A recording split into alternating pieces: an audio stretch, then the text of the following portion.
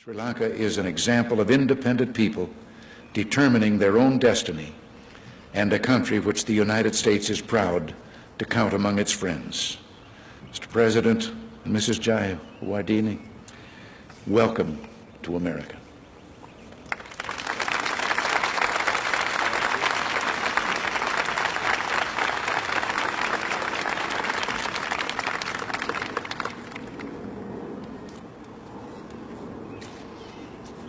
President Reagan, Madam Reagan, ladies and gentlemen, I am glad that Mrs. Jayawardene and I were able to accept the invitation extended by Mrs. Reagan and you to visit your great country. We have come a very long way from home, yet already we feel we are among friends who believe and try to follow common ideals for the welfare of humanity. This is not our first visit. We came in September 1951 to your West Coast to attend the Japanese Peace Treaty Conference held at San Francisco. I came as my country's representative.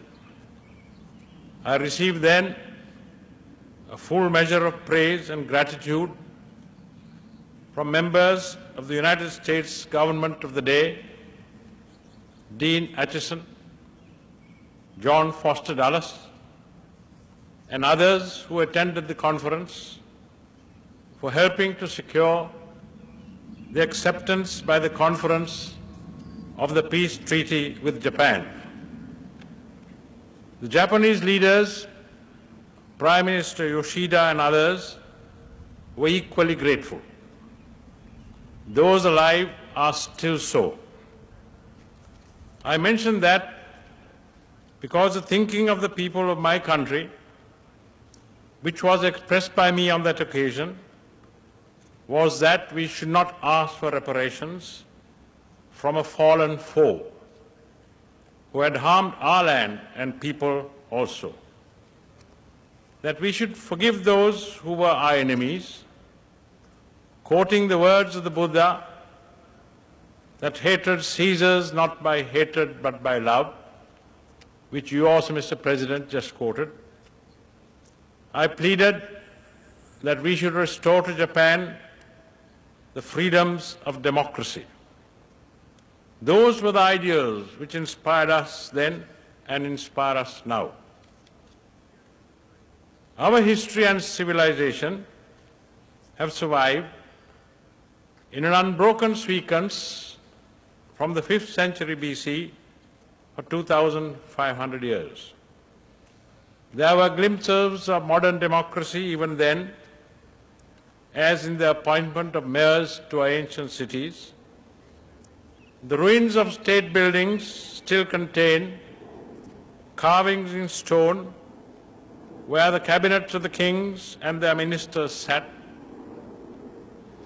We were the first in Asia in 1865 to select members to the municipalities that governed our major cities, and in 1931, under universal franchise, to exercise our right to elect the government of our choice.